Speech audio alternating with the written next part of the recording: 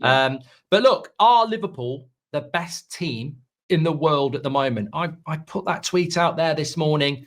They've just beaten the champions of Europe. They've got the champions of England on Sunday, who, let's be honest, are a very much wounded animal.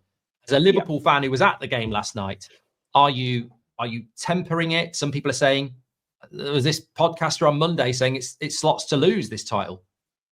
There was a lot of podcasters on Monday saying it slots to lose. And I think the Opta supercomputer, which, by the way, changes its opinion week on week, said Liverpool is 69% likely to win the league, or 69 times out of 100, or 690 times out of 1,000, or 69,000 times out of 100,000 times Liverpool will win the league. But I think that's all rubbish. Not because particularly I care about odds or whatever, but really what I care about is I think of it more as like a lineal thing, almost like boxing. And genuinely, I'll ask you a genuine question: who do you think the best team that Liverpool have beaten this season is? Real Madrid. Not in terms of name. Do you actually think Real Madrid played as the best team that Liverpool have played this season? Well, obviously, I don't watch Liverpool in every single game, but I must admit, a lot of Liverpool. I do watch a lot of Liverpool. I actually thought Ipswich opening game of the season played really well first half. Yeah. But the thing that I've said many a time with Slot, and I wanted to ask you about Slot and how good Slot actually is that, again, last night we saw it against Real Madrid. And I haven't watched every Liverpool game, but I have watched a few. And the amount of times they're a completely different side in the second half and a better side in the second half says to me that they're still a work in progress. Well, I also think, do you know what's weird about it is there are so many different misaligned timelines for Liverpool fans, because we felt we were halfway through a rebuild with Klopp, and then Klopp left. We felt that there was, something to come in the Klopp era, maybe one final title, one big push to a big finish line, and then he would sort of go, well, this was great, wave the cap around, and the next guy comes in and he's not quite as impressive. But actually, now that Slot has come in, suddenly the expectations have changed. You will remember pre-season, there wasn't anyone putting Liverpool forward for the title. Even Liverpool fans would have, as you say, tempered their expectations for that. And that's what I find unusual now, is suddenly when people see some of the performances, and I put performances in inverted commas for a reason, everyone is going, oh, well, now they're title favourites. It's like, well, yeah, but we're really title favourites because City look extremely underwhelming. Arsenal have really flattered to deceive in a lot of their games. And I'll be honest, I think I'm really underwhelmed by United this season. I actually thought, looking at some of the summer signings, that there would be a bit more confidence, a bit more like, right, the new age is coming. Even if we're not the best team, we're going to play up, and Rashford would be more dialed in and all these kind of things. And I thought I kind of Chelsea are where I thought they would be. So what I'm saying is, I think Liverpool haven't actually played an incredible team so far this season.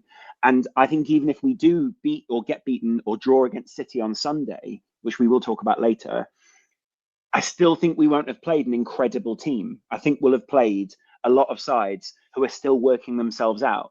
Slot is a great manager, and there is a boxing analogy here, whereas if I was going to box Anthony Joshua and we're similar weights, I would keep him just on the end of a jab for a little while and work out what that tactic I'd pay to watch this, by the way. Yeah, I think Joshua, if he's got a bit of time, just keep Joshua on the end of a jab, and he'd be there backing off going, I don't fancy this Loz. He's got a bit of a range on me here.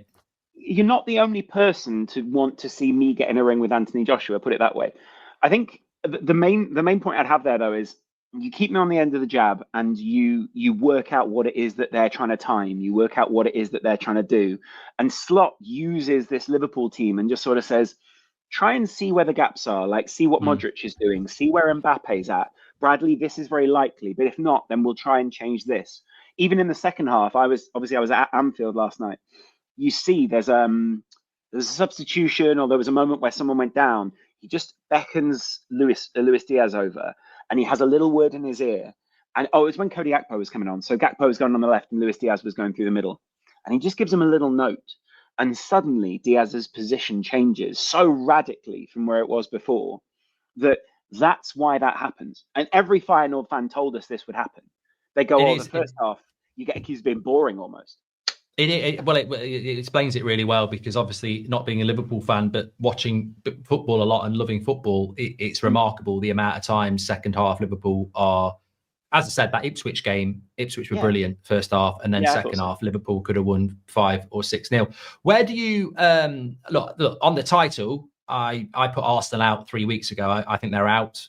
Soon. I still think Man City are dangerous because they can win 10 or 12 games, or they've shown that in the past. But with an 8-point gap and Man City at home on Sunday, I think if Liverpool were to not win this title, that would be looked upon as pivotal. And I think a lot of people, we know what the press are like, they would say Liverpool bottled it. Even though I do take on board that it's still only the end of November and it's a new manager's first season, I think it's a remarkable set of circumstances to be 8 points clear with an opportunity to go 11 points clear of the only team that can stop you.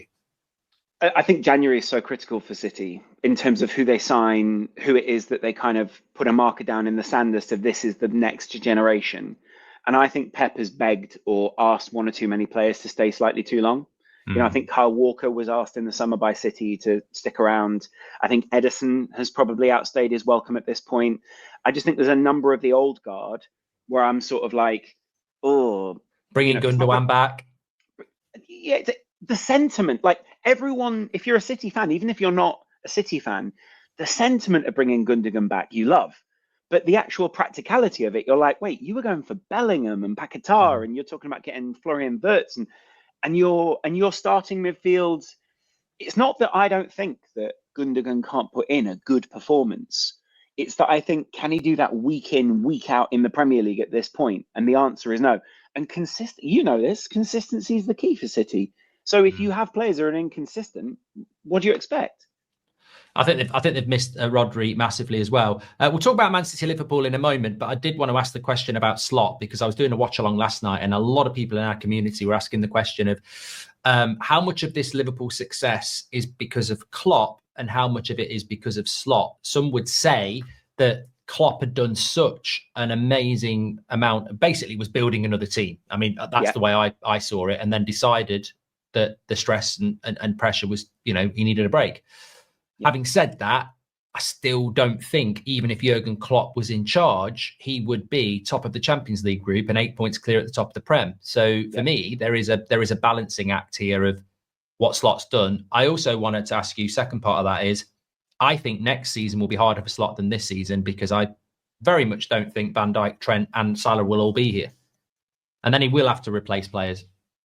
So, that's kind of a two-parter, right? Is like, I think Klopp, to an extent, didn't want to have to replace some of these guys and didn't want to have to go through that period of real difficult change.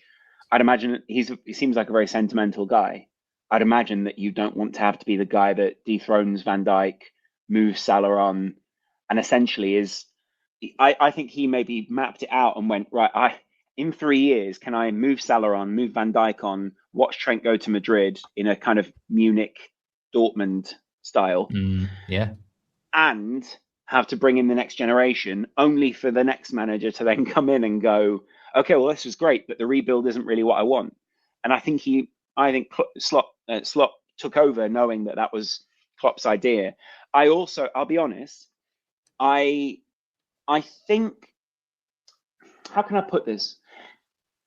The way that we romanticize Fergie is similar to the way now that we romanticize Klopp as Liverpool fans.